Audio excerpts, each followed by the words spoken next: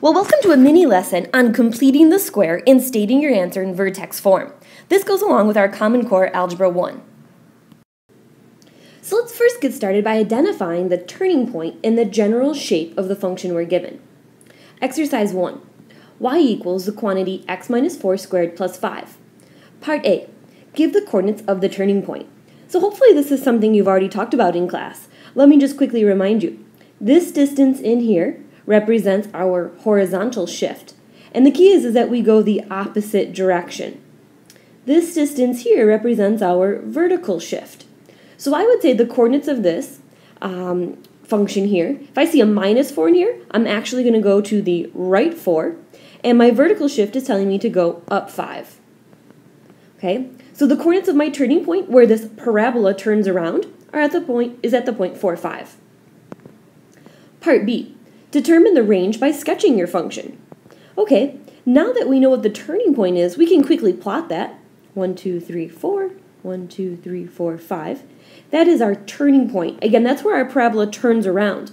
And if I scroll back up, take note that this is a positive x squared when I FOIL it out, so that means my parabola opens upward. So I would say the function looks something like this. And again, I've got my turning point labeled as 4, 5. Now, while we're talking about it, we can real quickly get the axis of symmetry right here just by drawing that vertical line in. So I would say the axis of symmetry is x equals 4. Exercise 2. Factor each of the following trinomials as a perfect square. Then write in perfect square form. All right, easy enough. So let me just remind you, we usually like to say MAM, multiply, add, multiply. You need to multiply to x squared, which is real nice, that's just x times x. You need to multiply to 16, so 1 and 16, 4 and 4, 2 and 8. And at the same time, those two numbers have to add to a negative 8. So the only two that can make 8 are 4 and 4. That tells me this factors to x minus 4 and x minus 4. Now real quickly, if this is a plus, that means the signs need to be the same.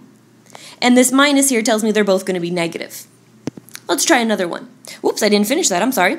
Now I can really say that's the quantity x minus 4 squared. Now let's try another one. Okay, again, MAM, multiply, add, multiply. I have to multiply to x squared, so that's x times x.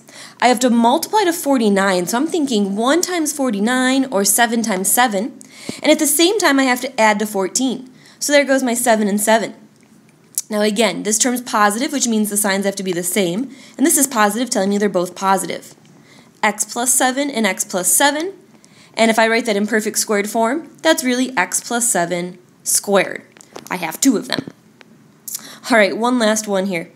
Again, MAM, multiply, add, multiply, x by x. This one's nice, 1 by 1. This tells me the signs are the same, and this tells me that they're both negative. So x minus 1 and x minus 1. And again, in my perfect square form, I would say that's x minus 1 squared.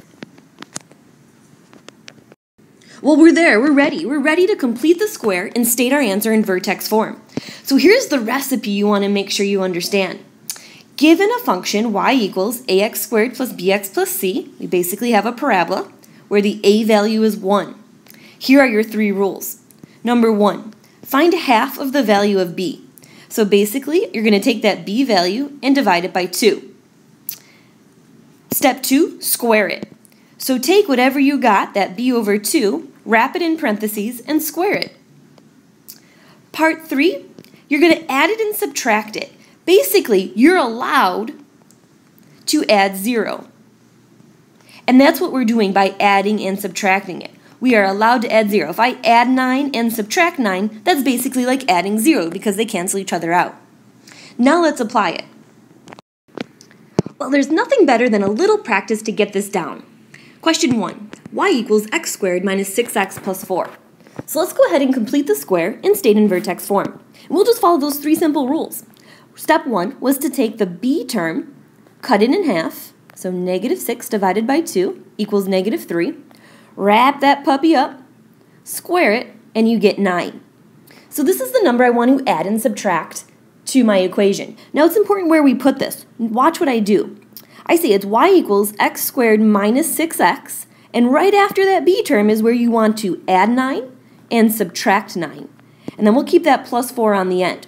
So again, it's important that we do that right after that b term. Add 9 and subtract 9. Now, I'm going to take a bracket and bracket in the first 3 terms here. Those should factor nicely. Okay, and they do in fact. That's x minus 3 times x minus 3.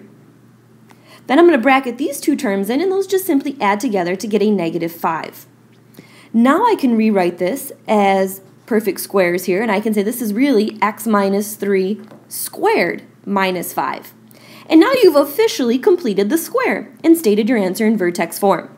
So what does this tell us? Well, remember, this tells us the turning point of the parabola. This minus 3 in here tells me I actually need to go right 3, and this negative 5 is down 5. So I have my horizontal shift and my vertical shift. Now based off that, I can get the axis of symmetry by looking at that x value, and that axis of symmetry is x equals 3. I can also plot a quick sketch, and I'm going to go ahead and do that. I'm simply going to go right 3 and down 5. And I'll label that as my turning point. It was a positive x squared, so this parabola opens upwards. And this is just a rough sketch, but we can see that the parabola looks something like that. And I should be able to draw in that axis of symmetry at x equals 3. All right, well, let's see if we have it down. Y equals x squared plus 8x plus 1. We'll complete the square and state in vertex form. All right, so it's all about that b term. Remember, we're going to take that term, cut it in half. 8 divided by 2 is 4. Wrap it in parentheses and square it to get 16. This is the number I'm going to add and subtract.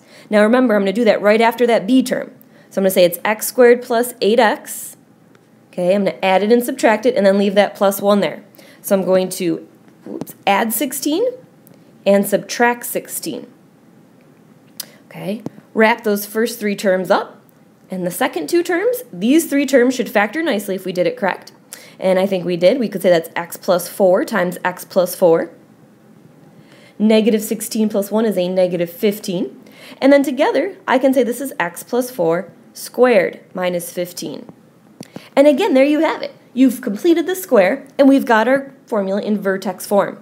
And once again, this vertex form just tells me I can state the turning point of the parabola. And that turning point is negative 4, negative 15, with an axis of symmetry at x equals negative 4. Well, that does it for us for a mini lesson on completing the square. If you have any more questions, please visit us at Big Bear Math.